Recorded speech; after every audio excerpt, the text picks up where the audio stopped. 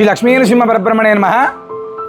అత్యంత విశేషమైనటువంటి రోజు అక్షయ తృతీయ అని మనకు శాస్త్రం పురాణాలు చెప్తున్నాయి. అయితే ఈ సంవత్సరం ఏప్రిల్ 30 తారీఖు వచ్చేటువంటి అక్షయ తృతీయ అత్యంత దుర్లభమైనటువంటిది, అంటే ఇది దొరకనటువంటిది అని చెప్తారు. ఎందుకంటే సాధారణంగా అక్షయ తృతీయ రోహిణి నక్షత్రంతో కలిస్తే అది చాలా విశేషమని మనకు పెద్దలు చెప్పారు, ధర్మశాస్త్రాలు చెప్పాయి. అక్షయ తృతీయ అనేటువంటిది తదియ రోహిణి నక్షత్రం బుధవారం కలిస్తే అది అత్యద్భుతమైనటువంటిది.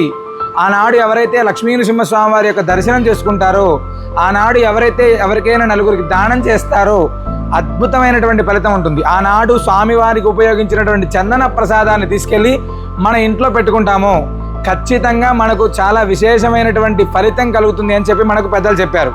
అవకాశం ఉన్నటువంటి ప్రతి భక్తుడు కూడా ఇలాంటి దుర్లభమైనటువంటి యోగాన్ని ఎవరు కూడా మిస్ చేసుకోకండి.